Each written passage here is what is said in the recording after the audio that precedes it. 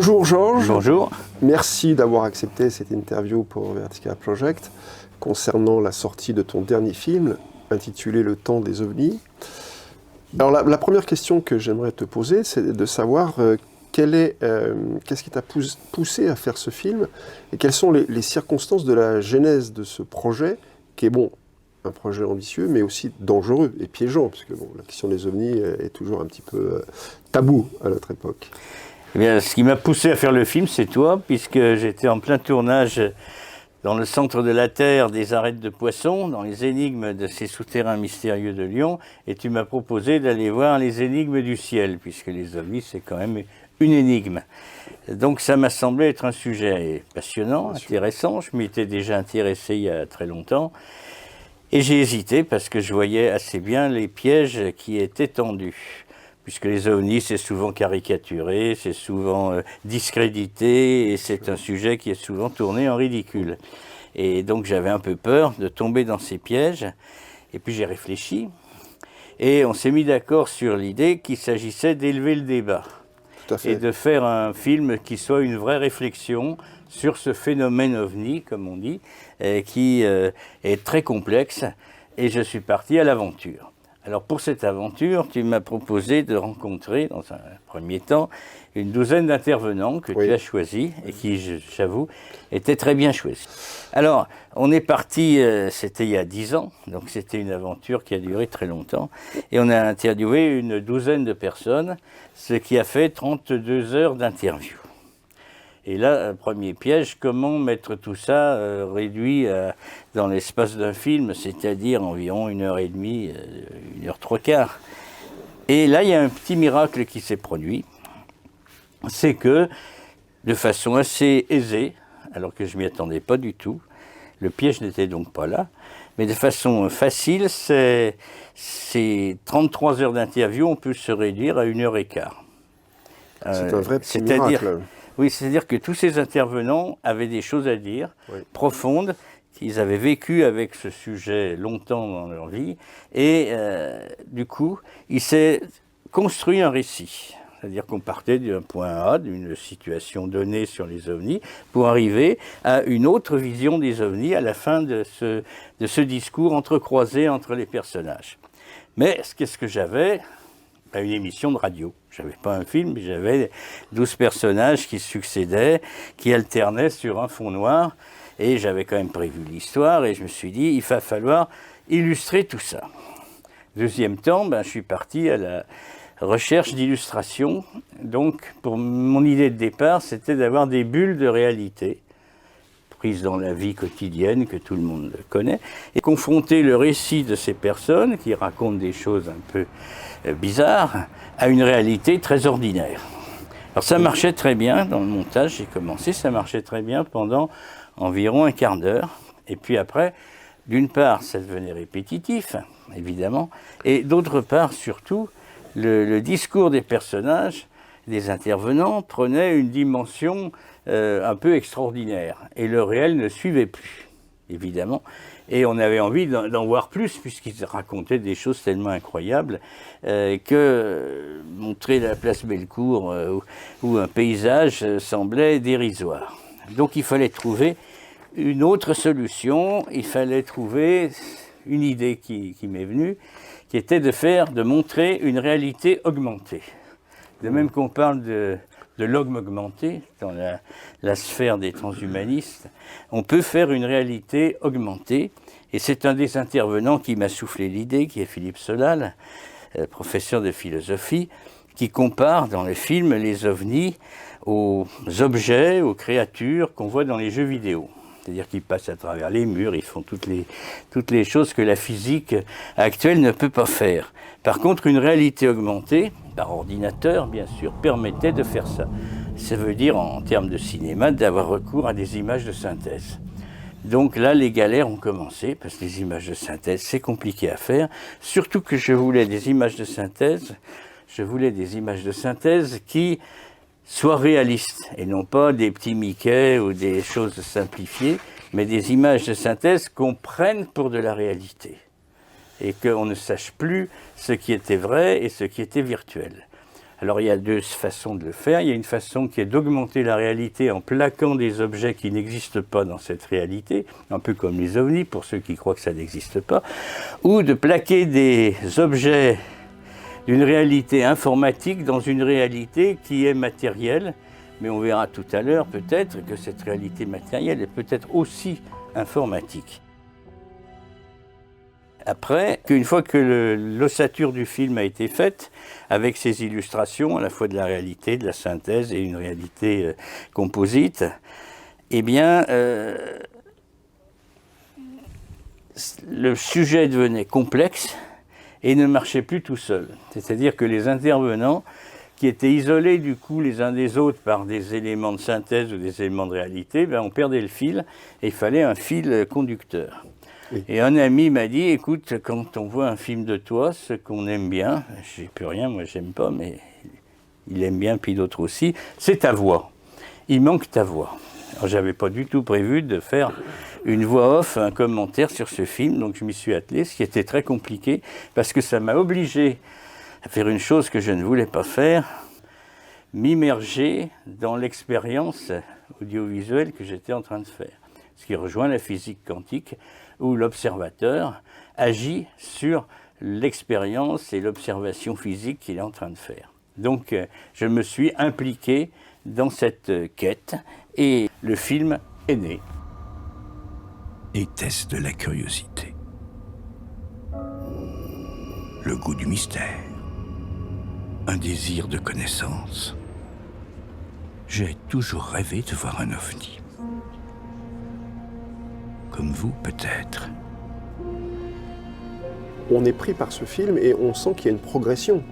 C'est-à-dire que tu pars d'un point A et tu nous emmènes vers un point B.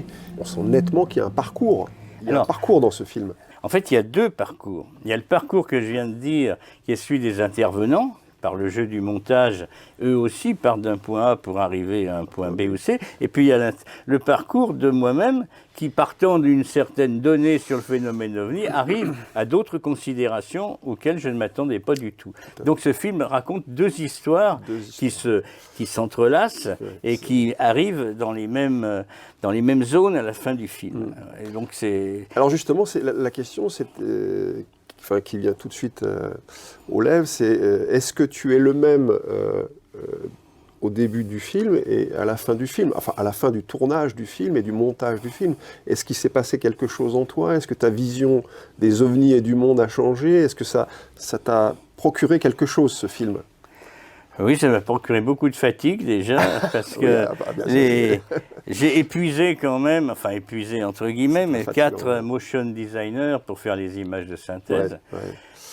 Mon ami Didier m'a dit, mais ce que tu demandes devient très compliqué, je ne sais pas si je vais pouvoir arriver à tout faire, il y en a trop, donc il a fallu que je trouve d'autres graphistes, informaticiens, et les choses sont très compliquées en synthèse, puisque quand on fait une image, pour la voir, vu que c'est tourné en format cinéma en 4K, pour la voir, des fois, il faut 1 heure de calcul pour voir une image. Puis on s'aperçoit qu'elle ne va pas, donc on modifie un élément, et il faut à nouveau 1 heure de calcul. Comme il y en a 25 par seconde, eh bien vous voyez le temps que ça peut prendre, et les complexités, et du coup, ça devient un film épuisant.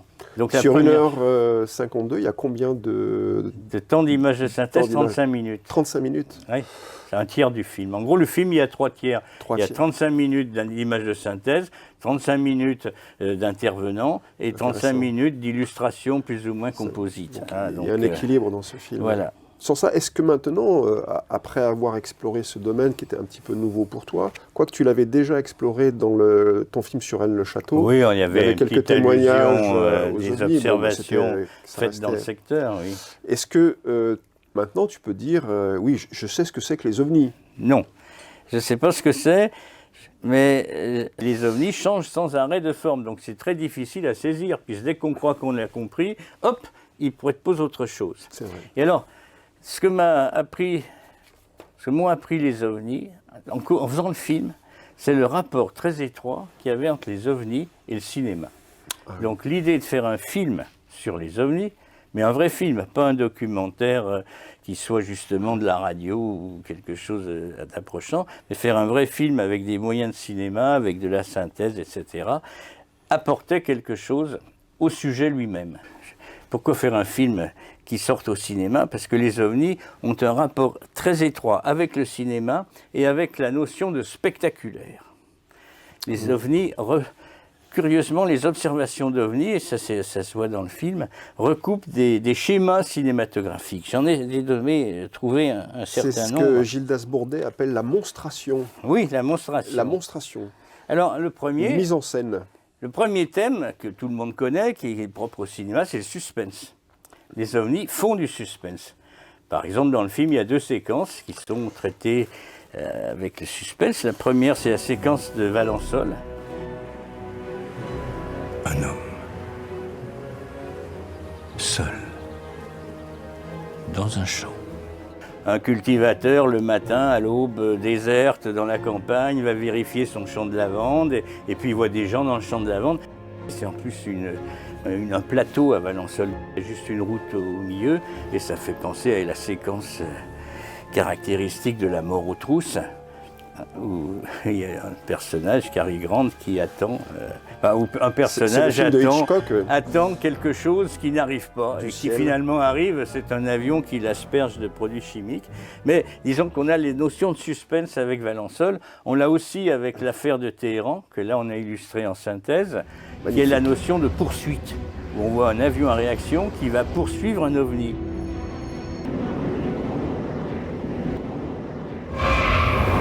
Le deuxième rapport avec les ovnis, c'est le spectacle. Alors, dans le film, j'ai évoqué plusieurs notions de spectacle. La plus évidente, c'est l'observation de Fatima. Pour certains, l'apparition de la danse du soleil, il y a 70 000 personnes. Donc les gens voient le soleil qui danse dans le ciel, ce qui est impossible. Certains ont imaginé que c'était un ovni. Mais l'intérêt, c'est qu'il y a 70 000 personnes, puisque l'événement avait été prévu et annoncé dans la presse. Donc on a du cinéma à grand spectacle. Et ça a marqué les esprits, puisqu'on parle toujours de Fatima. On aurait dit que le soleil se détachait du ciel. Il sembla descendre en zigzag, comme s'il allait tomber. Mais il y a bien d'autres éléments qui font du spectacle. Par exemple, Joël Ménard parle d'ovnis qui prennent la forme d'avions. D'avions qui ont des difficultés, qui s'écrasent. Alors les gens appellent la police, les pompiers, et on ne trouve rien. Ce qu'il appelle les crashs de rien. Les crashs de rien. Il parle aussi, et c'est montré dans le film, un parachutiste à Quiberon qui descend et qui plonge dans la mer. Et alors évidemment on se demande ce qu'il devient, mais il ne devient rien puisque c'est un parachutiste virtuel. Les ovnis jouent avec la réalité virtuelle, comme le cinéma, avec des spectateurs. Parce que s'il n'y a personne pour regarder le parachutiste, personne n'appellera la police et le spectacle tombe à plat. Donc il faut qu'il y ait des spectateurs.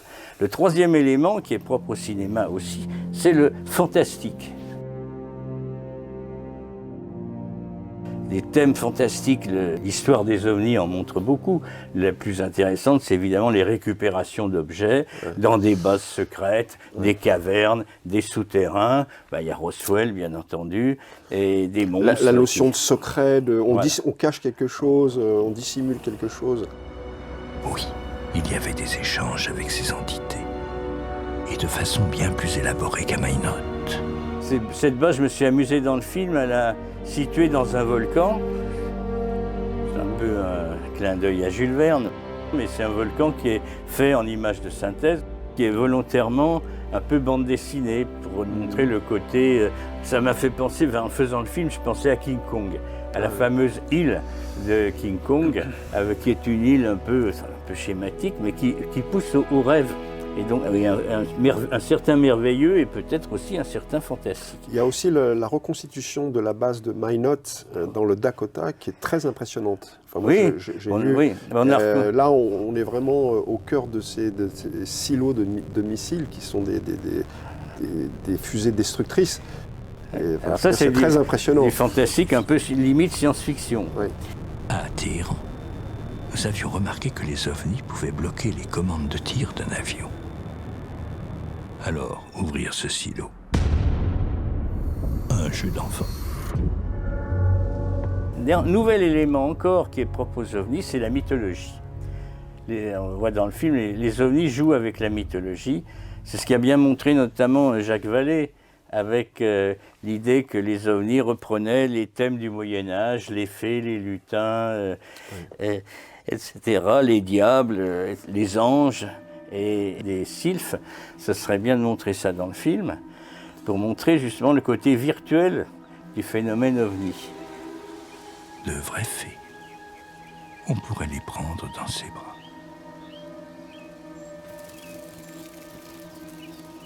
De vrais lutins. Ils feraient entrer l'univers des légendes dans notre réalité matérielle.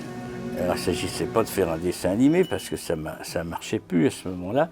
Donc j'ai filmé une vraie forêt et dans laquelle j'ai mis des faux sylphes et des fausses fées et un faux lutin qui sont faits en images de synthèse. Et on retrouve là les principes du cinéma également. Et puis pour continuer cet épisode sur ovnis et cinéma, qu'est-ce que le cinéma? Avant tout, c'est l'art du réel. On est à Lyon, c'est le pays des Frères Lumière. Le film fait allusion évidemment aux Frères Lumière et à l'entrée d'un train en gare. Mais ce qui est intéressant à l'époque, quand les gens ont vu l'entrée du train en gare, de la Ciotat, ils ont eu peur. Parce qu'ils ont cru que le train allait les écraser et entrer dans la salle. Donc on a une image, une gravure, on voit les gens qui partent en courant. C'est joué, c'est pas joué, mais il y a le côté du réalisme fantastique. Et ça, on est très très proche des ovnis.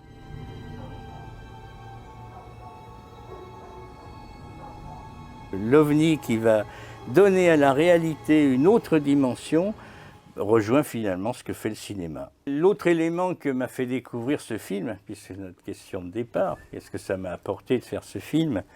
Eh bien, ça a été les images de synthèse qui donnent une nouvelle vision de la réalité. On a des logiciels, et dans ces logiciels, il y a des formes simples, des cubes, des sphères, des tubes, et on va assembler sur l'écran de l'ordinateur des sphères, des tubes, etc., en leur donnant la dimension qu'on veut, pour faire des objets. Par exemple, on a reconstitué la Tour Eiffel. Combien il a fallu d'objets pour faire la Tour Eiffel? Ce qu'on appelle en langage d'image de synthèse des polygones, ce qui rejoint d'ailleurs les thèmes platoniciens des polyèdres. Oui. Et ça, on va y en parler tout à l'heure. Mais pour reconstituer la Tour Eiffel, on a mis 350 000 polygones. Quand même. 350 000 assemblés et gérés par un logiciel, ce qui fait que ce logiciel permet de voir ces polygones sur toutes les faces, passer à travers, leur donner une texture, les faire évidemment s'affranchir de la gravité, etc. etc. Et alors pourquoi on a reconstitué la Tour Eiffel? Bien pour montrer justement que l'image de synthèse touchait en fait à la physique la plus moderne actuelle, c'est-à-dire la physique de l'information. Dans le mot information, il y a le mot informatique, qu'on le veuille ou non.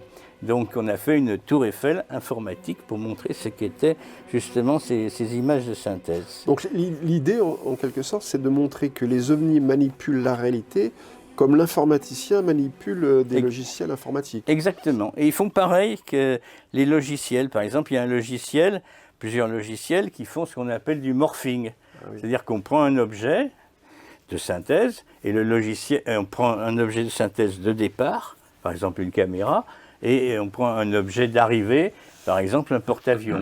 Et la caméra, sous nos yeux, va se transformer par le logiciel en porte-avions.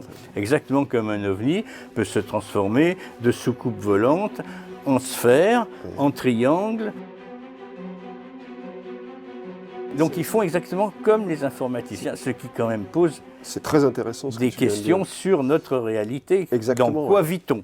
Alors évidemment c'est Matrix, on peut le penser, bien sûr. Mais ça va plus loin que ça encore, ça c'est un peu anecdotique. Par exemple, il y a une séquence du film que j'aime bien qui a demandé 6 mois. J'ai demandé à Didier de reconstituer l'explosion atomique de Trinity Site. La première explosion atomique, soi-disant, aux États-Unis. Et pourquoi on l'a reconstituée en image de synthèse? Parce qu'il existe plein d'archives d'explosions atomiques, et je ne voulais pas la montrer comme ça, je voulais qu'on aille à l'intérieur du champignon. Ce qui, en réalité, évidemment, est impossible, vu qu'aucune caméra peut aller à l'intérieur du champignon sans exploser elle-même. Donc, la synthèse le permet.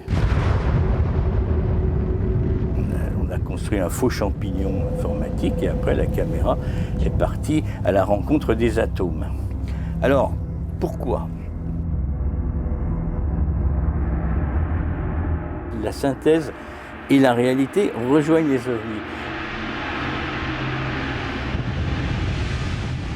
On dit, et de façon à mon avis assez justifiée, que lorsqu'on faisait une expérience nucléaire, on observait des apparitions d'ovnis. On en a observé à Trinity Site, on en a observé partout, au point que certains se demandent si les Américains et les Russes ne faisaient pas exprès de faire des expériences nucléaires pour susciter l'apparition d'ovnis, ce qui aurait pu être une origine du crash de Roswell, qui est à côté de Trinity Site d'ailleurs. Tout à fait, dans la même zone. Et alors là, on touche à quelque chose d'extraordinaire, bouleversante même, qui nous est arrivé, que je raconte dans le film, parce que c'est pour ça que je me suis impliqué dans le film, parce que en touchant à tout ça, on produit des événements. Ça va nous amener aussi à d'autres aspects. Donc on a passé 6 mois à faire ce plan. On voit au petit matin la bombe atomique explose, le champignon rentre dans le champignon. Et Didier, qui avait donc travaillé 6 mois là-dessus, voit un ami et lui dit l'ami lui dit qu'est-ce que tu fais actuellement? Il dit je viens de reconstituer l'explosion de Trinity et on passe à l'intérieur du champignon. Et cet ami lui dit c'est comme dans le film de David Lynch, Twin Peaks saison 3, où on voit les caméras qui rentrent dans le champignon. Alors ça, on ne le savait pas du tout, parce que à l'époque, Twin Peaks était à peine sorti, mais quand on a commencé à faire le plan, il n'était pas sorti du tout. Donc il y a eu ce que Jung appelle une synchronicité entre la tentative de David Lynch, qui lui aussi l'a fait en synthèse, bien sûr, il ne pouvait pas entrer dans le champignon, et nous-mêmes, on a fait le même plan, avec le même mouvement. Lui, il l'a fait en noir et blanc, nous, on l'a fait en couleur. Lui, c'était pour faire un peu archive, et nous, c'était pour faire un peu plus fantastique.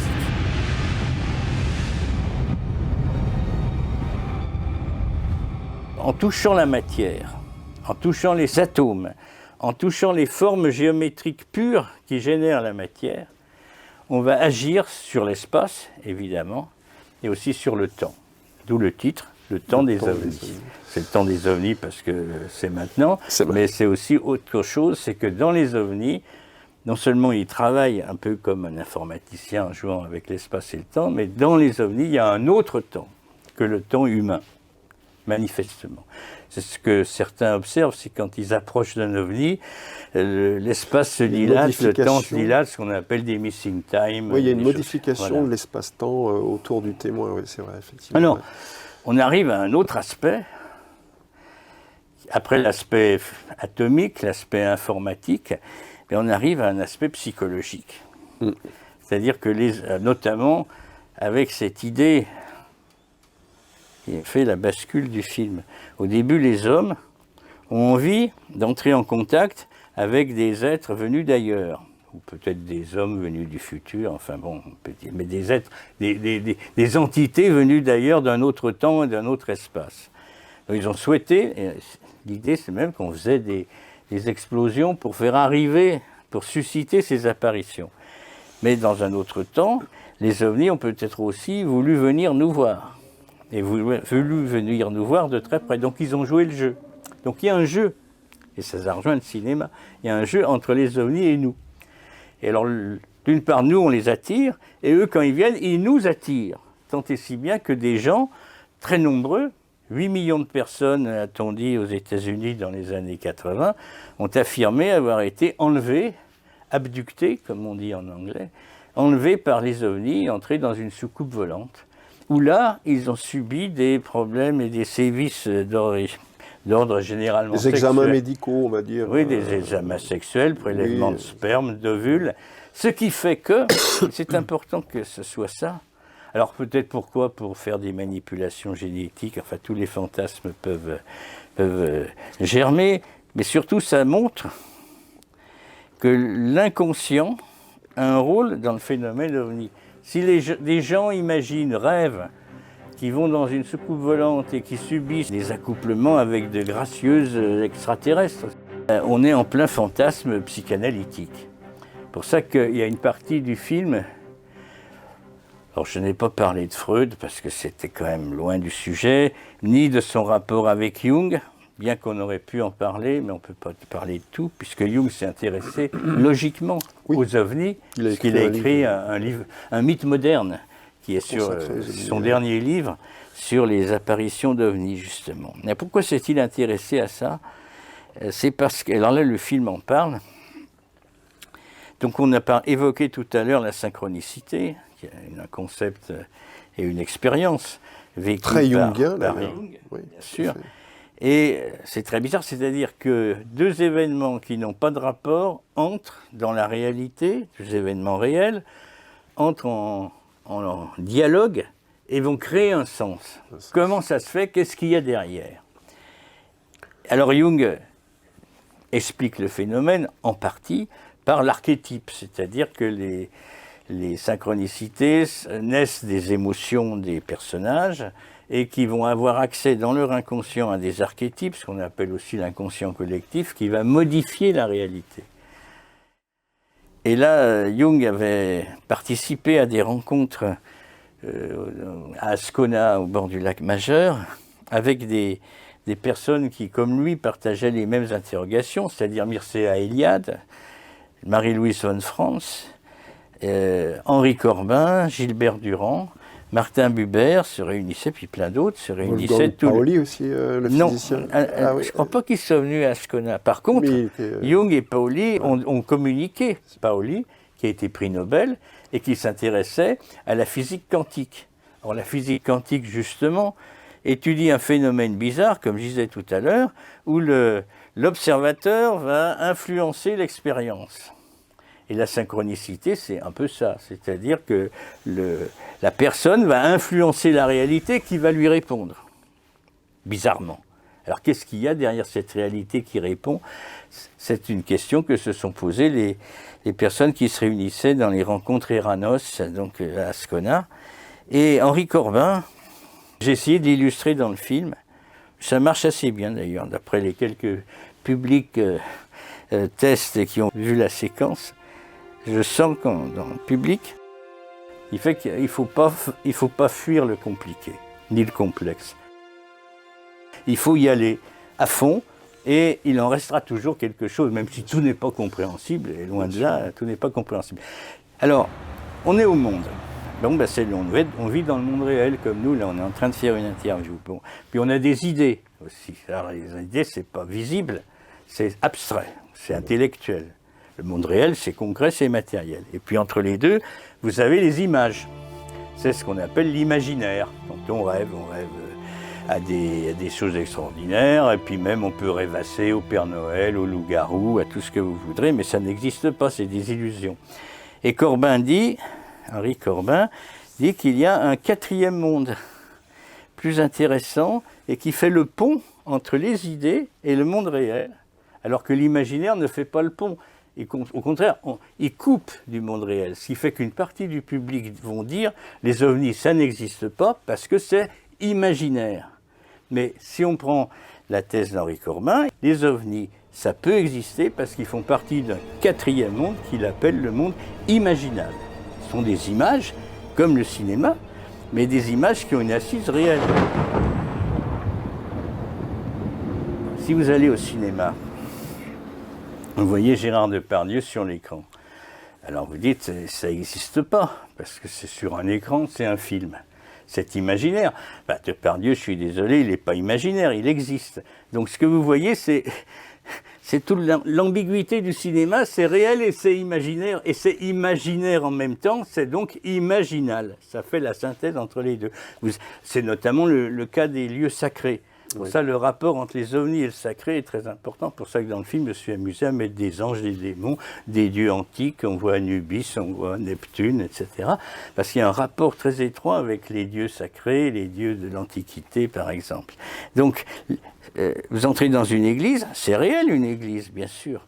Mais si vous êtes un peu ému par les images que vous voyez, les vitraux, les saints, les statues, etc., vous entrez dans un autre univers qui est le monde imaginal. Et les ovnis, à mon avis, sont dans ce monde imaginal. Ce qui nous interroge évidemment beaucoup sur notre présence au monde. On est présent à quoi?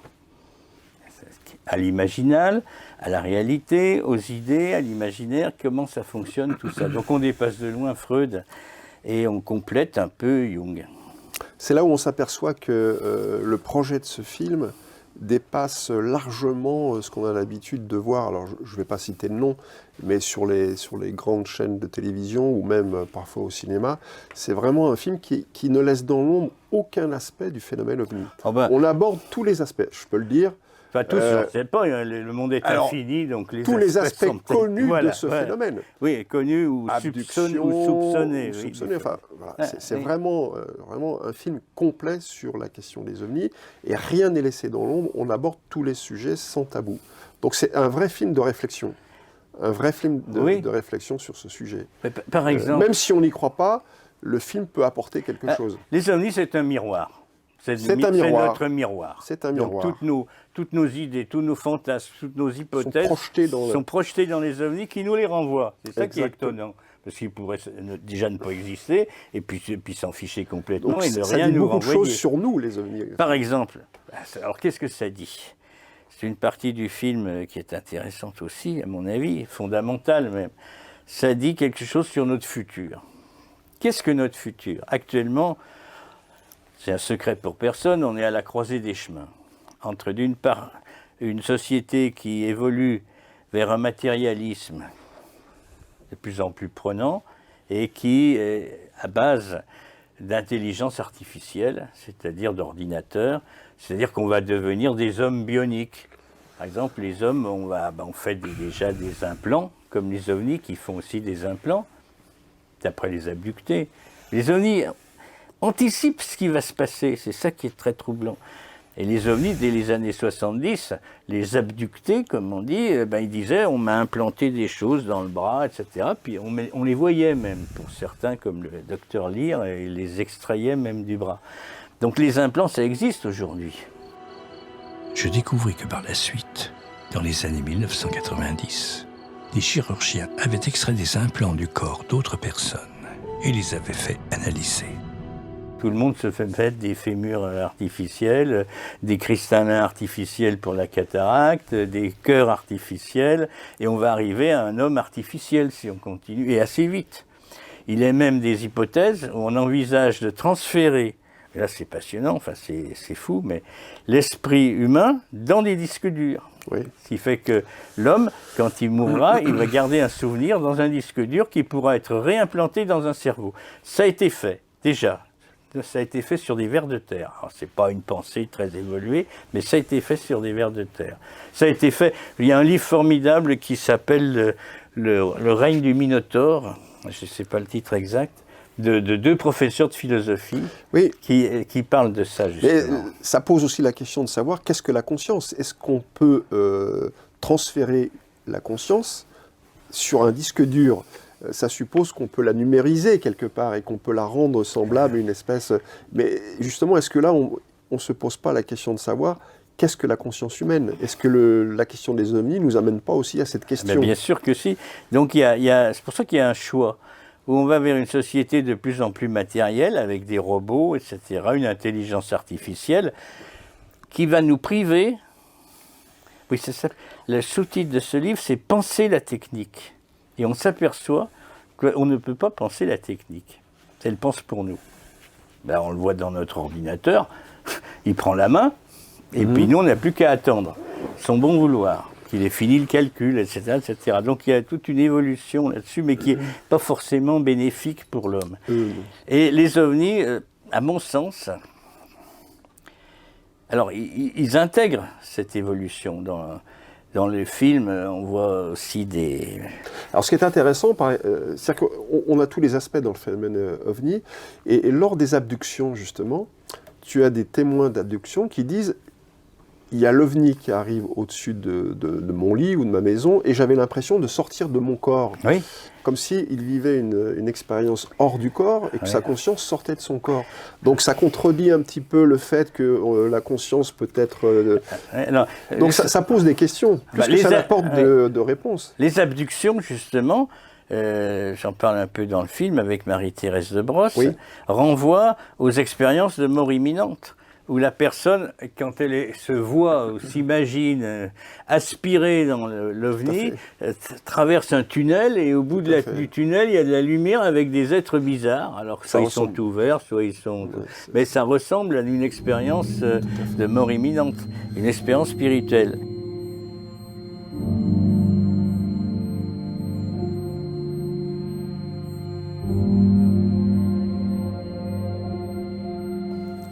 Est-ce que les ovnis ne nous donnent pas, je dis pas une clé, mais un message sur la mort? Pourquoi? Parce que, alors j'en reviens, c'est ce que nous explique un philosophe, docteur en philosophie des sciences, donc il sait quand même à peu près de quoi il parle. Je vais développer parce que ça c'est très troublant aussi. Quand les Américains ont fait exploser une bombe atomique à Trinity, dont je parlais tout à l'heure. Il y avait, pour mettre au point cette bombe, tout ce que la physique la plus avancée pouvait compter, du moins dans le monde libre, c'est-à-dire Einstein, c'est-à-dire John von Neumann, c'est-à-dire Archibald Wheeler, c'est-à-dire Fermi, c'est-à-dire Richard Feynman. Donc tous ceux qui ont pensé la physique contemporaine, dite physique quantique, qui s'est transformée d'une branche, une branche de la physique quantique est devenue aujourd'hui la physique dite de l'information, qui renvoie donc à l'informatique, aux ordinateurs, aux images virtuelles de synthèse que j'expliquais tout à l'heure. Et si on continue, on s'aperçoit qu'en fait on n'a rien inventé. Et ça c'est le plus extraordinaire. C'est-à-dire que la physique de l'information, elle existe. C'est une physique antique, physique antique, puisqu'elle est déjà en place avec Pythagore et avec Platon. Pour eux, le monde est au départ des nombres qui se manifestent par des polyèdres, des formes géométriques simples. Si vous pensez le 1, c'est un point, 2, c'est une ligne, 3, c'est un triangle, 4, c'est un cube, ou un carré, comme vous voudrez. Et si on est en 3D, ce sera un cube. 6, ce sera une étoile à 6 branches. 7, etc. Après, ça devient les étoiles. C'est étrange que les nombres deviennent des étoiles. Et donc, la physique moderne rejoint la physique antique. Ça va même encore plus loin dans le film. Je fais apparaître à ce propos justement un dieu antique que tout le monde connaît, plus de nom au moins, qui s'appelle Mercure, c'est-à-dire Hermès pour les Grecs, Thoth pour les Égyptiens. Et le symbole du dieu Hermès, c'est le caducé que vous voyez dans toutes les pharmacies et sur les pare-brises de médecins, c'est-à-dire 2 serpents qui s'enroulent autour d'un mât. D'un bâton, oui. Et les esprits trop rationnels vont dire que c'est purement spéculatif. Et je pense que les philosophes antiques, en inventant le caducée, par synchronicité, je ne dis pas qu'ils avaient vu l'ADN, mais ils ont eu l'intuition qu'il y avait dans la construction du vivant une double hélice, qu'ils ont symbolisée par des serpents. Et puis c'est aussi le serpent de la Bible. On est bien d'accord.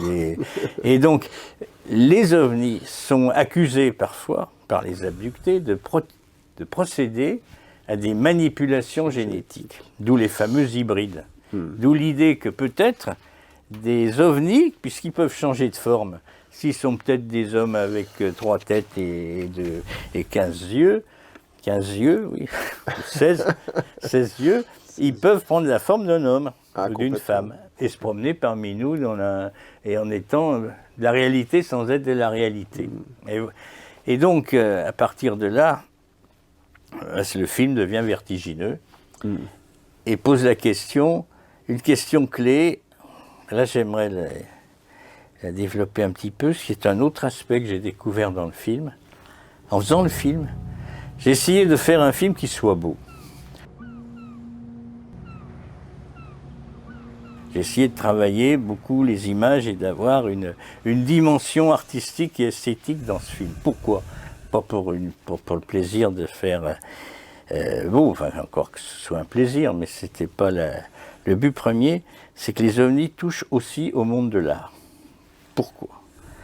Parce que l'art, une œuvre d'art, quelle qu'elle soit, un poème, une symphonie, un tableau, une sculpture, procède à ce qu'on pourrait appeler de façon osée une abduction. Quand vous écoutez un morceau de musique, vous n'êtes plus dans l'espace et le temps. Vous êtes dans un autre espace-temps.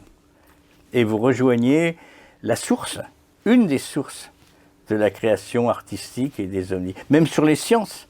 J'évoque aussi le phénomène Tesla, un des plus grands savants du XXe siècle. Il disait que ces découvertes lui arrivaient d'un seul coup, toutes faites. Un plan. Et un plan, c'est une image. C'est une image venue de l'imaginal, bien sûr, puisque cette image va pouvoir donner naissance à une machine ou à l'électricité alternative qu'on connaît. Eh bien, les musiciens, par exemple, c'est pareil. Mozart, il dit bien qu'il reçoit l'œuvre toute faite. Enfin, toute faite. Après, il faut l'écrire, puis il faut la faire jouer, puis il faut la modifier si les instrumentistes ne peuvent pas la jouer comme il faut, etc., etc. Il y a tout un énorme travail à faire après, mais au départ, ça arrive tout seul. Et les ovnis ont un rapport avec l'art. J'en suis sûr, puisqu'ils sont dans un autre temps, et dans un monde où on joue avec les formes, comme un musicien va jouer avec les sons, comme les peintres vont jouer avec la réalité. Par exemple, dans un livre de Carlo Rovelli, qui vient de sortir, il parle de la physique quantique, puisque c'est un scientifique, et il dit, dans un ordinateur quantique, on a des qubits. Et il dit, dans le mot qubit, par synchronicité, on a le mot cubisme.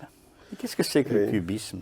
C'est très simple. C'est réduire, on reprend un part de Cézanne, c'est réduire une réalité complexe à des empilements géométriques. Comme la montagne Sainte-Victoire, c'est ce qui lui plaisait à Cézanne, parce qu'elle lui apportait une vision géométrique d'une réalité. Et le cubisme part de cette vision géométrique, mais la situe dans l'espace, c'est-à-dire qu'on peut voir de façon géométrique une femme, un personnage, un pot de fleurs, n'importe quoi, mais sous plusieurs angles, qui s'empilent les uns les autres. C'est exactement ce que font les images de synthèse, en fait. Et donc, c'est notre réalité aussi. Alors moi, je peux témoigner, parce que je connais le film, je l'ai vu, et je peux dire que c'est vrai que ce film a une dimension esthétique très importante. C'est vraiment un très beau film, visuellement. Même si on ne comprend pas ce qui est dit, déjà, comme on dit, on en prend plein les yeux. Et je pense que c'est une des qualités majeures de ce film. Ouais. C'est la beauté de ce film. C'est ce que j'ai voulu faire en tant qu'artiste. J'insiste. C'est-à-dire que c'est un film de réflexion, mais en même temps, c'est un film qui est beau et qui se regarde. Voilà, on est pris sous le charme. Le cinéma, c'est le 7e art. C'est le 7e art. Pourquoi la beauté?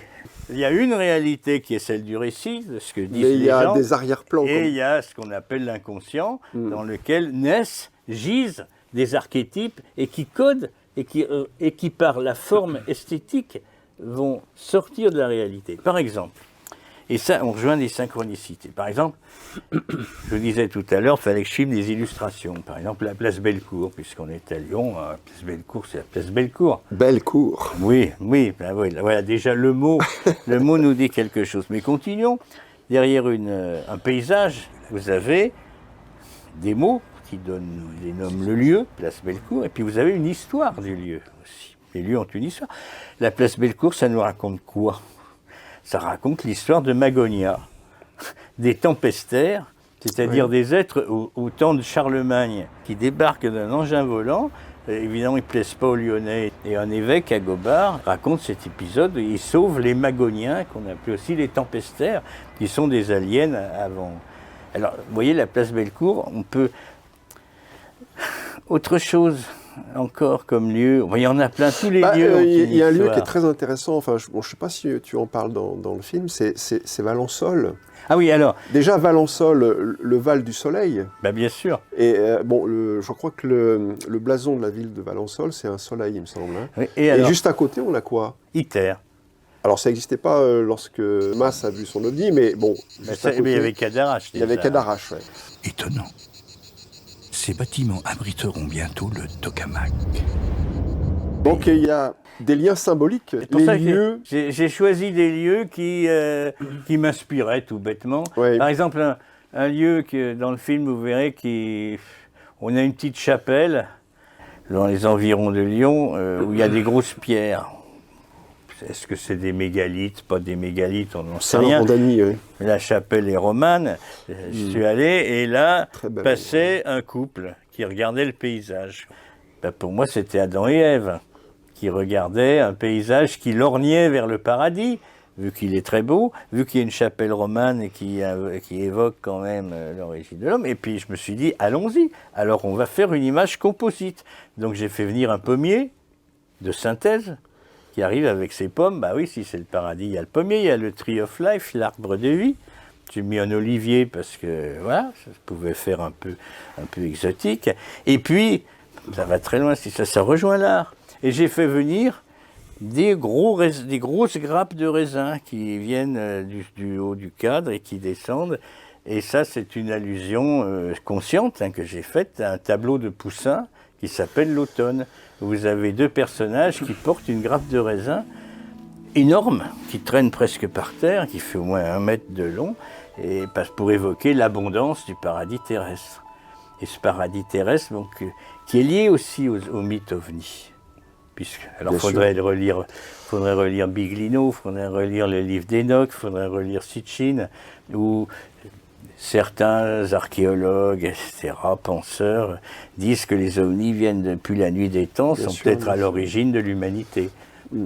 Enfin bon, mais vous voyez comme à partir d'un lieu, on peut le décliner, l'accoucher de lui-même, si je puis dire.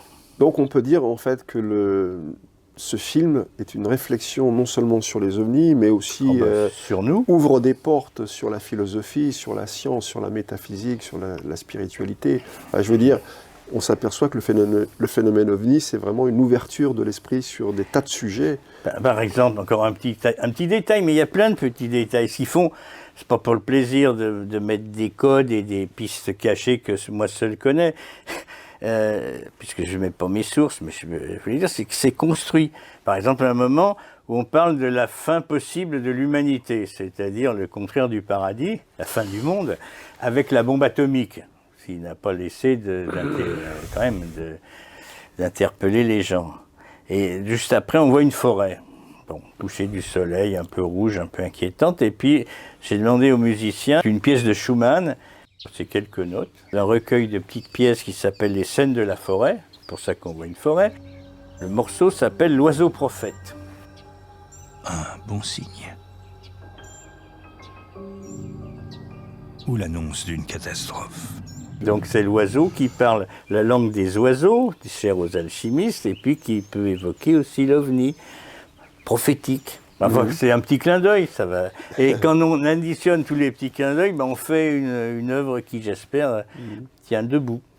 Et puis arrive à l'inexplicable et l'inexprimable, qui est le phénomène ovni, puisque je ne suis pas plus avancé après avoir fait le film, maintenant qu'au début. C'est pour ça que c'est Joël Ménard qui a le dernier mot. Hein. Oui. Ce qu'il dit, si quelqu'un dit « je sais ce que c'est que les ovnis », il dit qu'il a tort, parce qu'en fait, lui qui a étudié les ovnis depuis au moins 50 ans, il dit « je ne sais pas ce que sont les ovnis ». Absolument. Je ne sais toujours pas ce que sont que les ovnis. Mais je crois qu'on ne le saura jamais. Et on ne le saura jamais, on le saura peut-être jamais. Ou alors c'est que l'homme aura changé. Mais c'est bien, tant mieux, tant mieux. Aussi, on le sait pas. Alors si on le saura, si nous devenons les aliens. Ah, oui. C'est aussi une thèse évoquée dans le film. Et encore. Et encore, mais bon. En tout cas... merci Georges pour toutes ces explications concernant ton film. On pourrait y passer des heures. On peut y passer des heures et des heures. Moi, c'est là où tu as une formation, tu es agrégé de lettres, je crois. Oui, donc c'est là où on voit toutes les références culturelles que tu fais avec les auteurs, avec la... C'est pour ça que j'ai fait ce film sur les ovnis, c'était pour sortir ce sujet de la gangue d'inculture ou de culture un peu sommaire, pour l'amener vers quelque chose qui le sorte du ridicule. Exactement. Et qui le fasse prendre en considération par des gens qui ont cette culture et qui croyaient, parce qu'ils avaient cette culture, qu'ils pouvaient se moquer du phénomène. Ouais. Alors que tu leur montres qu'ils ont eu tort. Que leur culture à eux parle du phénomène. C'est pour ça que je parle de Goethe. Goethe, il voit dans une forêt, la nuit, des lumières. Goethe. Et il se demande si c'est des des extraterrestres, des gens venus d'ailleurs qui sont dans la forêt. Il parle d'un théâtre lumineux, je me souviens, lorsqu'il parle de cette observation, qui est très belle d'ailleurs. Et puis c'est la Bible, Ézéchiel, c'est un prophète, justement, qui descend avec des roues volantes. C'est quoi ces roues volantes? Il n'y a pas besoin de roues volantes pour des anges. Donc pourquoi on a mis des roues volantes? On n'a pas l'explication. Mais... Alors pour toutes ces bonnes raisons, il faut aller voir le film de Georges Combes, Le temps des ovnis. Alors le mieux, c'est de le voir au cinéma. Oui. Pendant les 6 mois qui viennent, vous le verrez au cinéma. Oui, et après, vous pourrez, pour que tout le monde puisse y avoir accès. Donc le film sera disponible à l'été en streaming et éventuellement en DVD. Voilà. Mais l'image véritable, c'est celle du grand écran. Du cinéma. Et du son en 5.1 avec des ovnis qui vous passent au-dessus de la tête, etc., etc.